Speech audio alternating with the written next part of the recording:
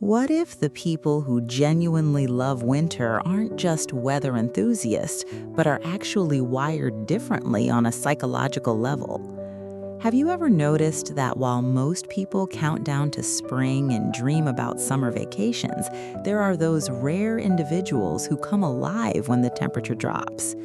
They're the ones cracking open a book as the snow falls, finding peace in quiet mornings with frost on the windows, or going for long walks when everyone else is hiding indoors. If that sounds like you, you're not alone, and there's something deeper happening than just a seasonal preference. Psychologists have found that our relationship with the seasons reveals meaningful patterns about how we process emotion, seek stimulation, and experience the world. Most people are driven by external energy, sunshine, crowds, activity, social engagement.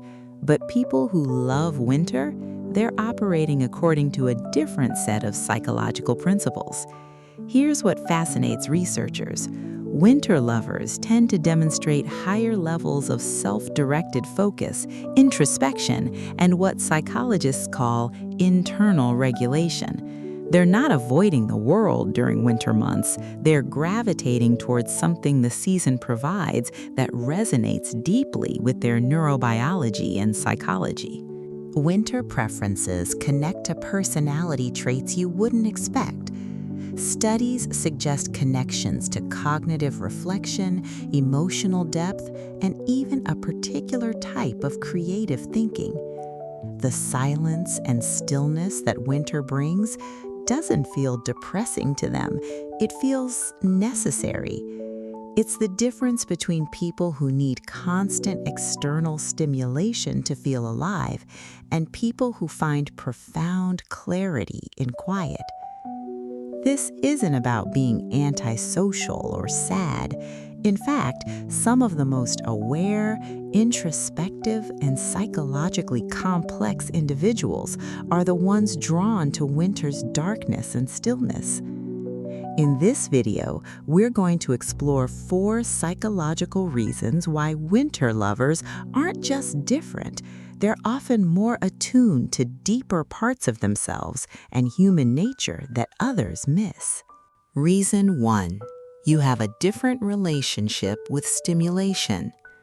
Most people are stimulation seekers. They need external activity, noise, social interaction, and novelty to feel engaged and alive.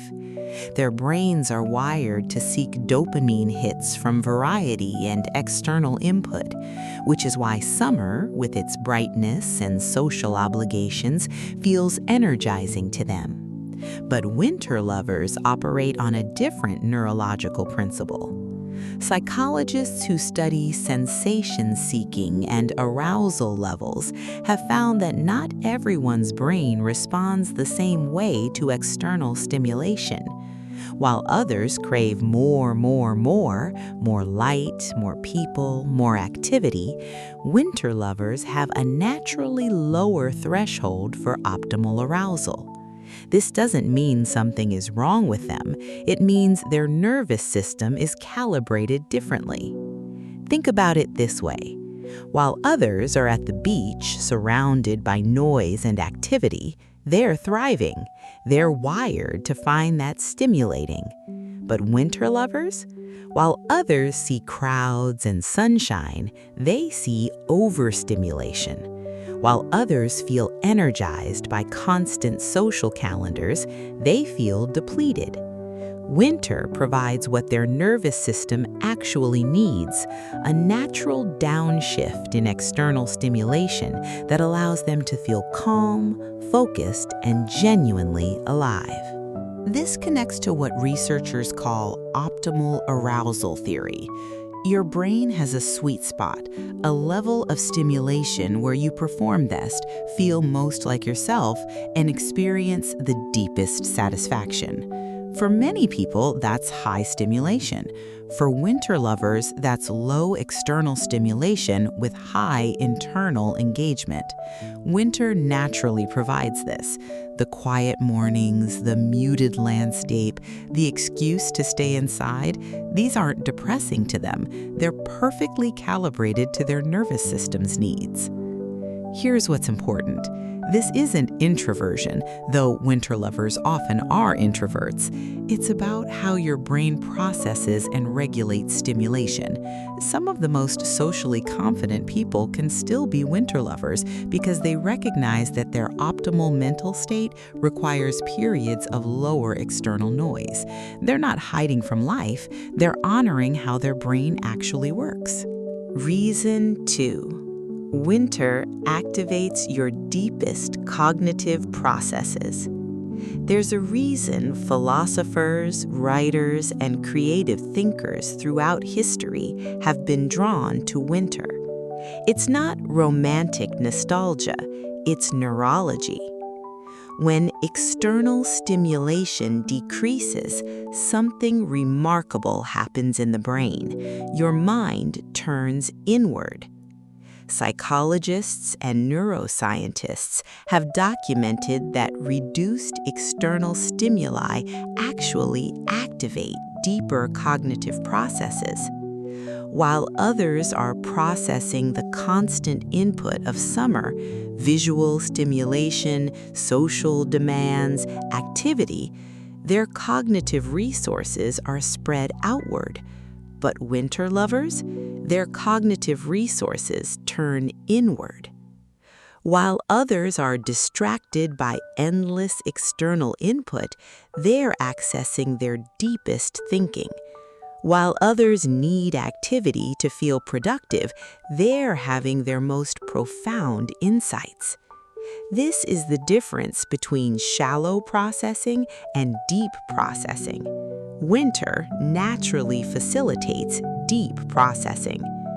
Research on default mode network activation, the brain's internal processing system, shows that when external demands decrease, this network engages more fully. This is when your brain does its best work on complex problems, creative thinking, self-reflection, and meaning-making. Winter lovers aren't avoiding the world when they slow down in winter. They're accessing the parts of themselves that do their most important psychological work. Think about the difference. Most people experience winter as a loss of light, loss of activity, loss of options.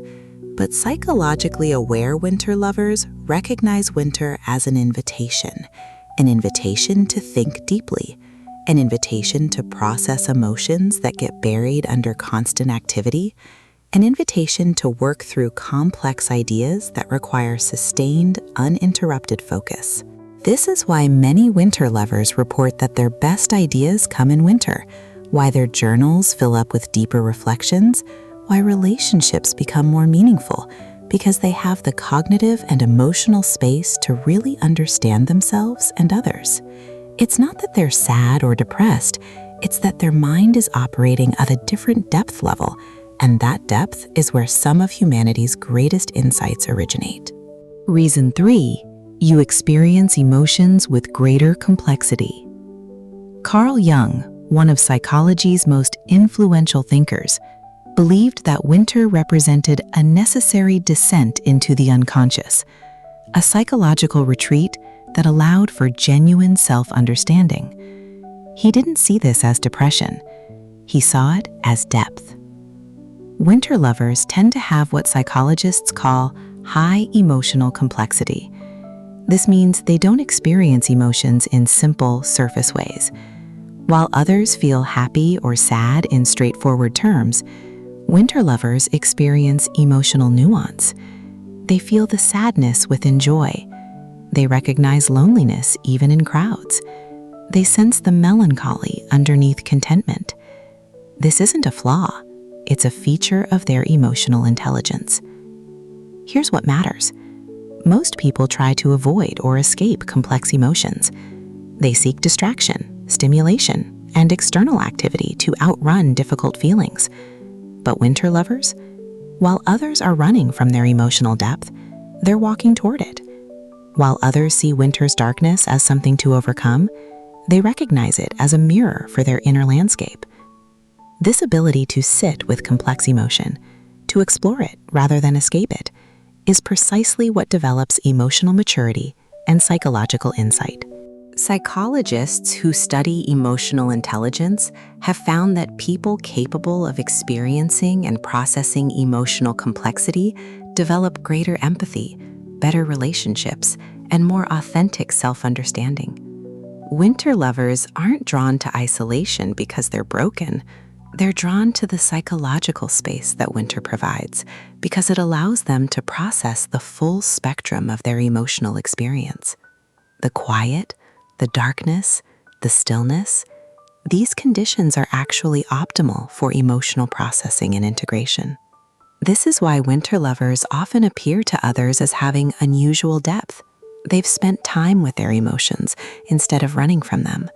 They've sat with their thoughts instead of distracting from them. They've allowed themselves to feel the full complexity of being human, and that shows. That reads as presence, authenticity, and psychological maturity to anyone paying attention. Reason 4, you're developing a rare type of self-knowledge.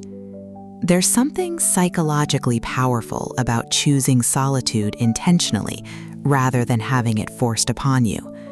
Winter lovers don't just tolerate winter, they choose it. This choice reveals something significant about their relationship with themselves.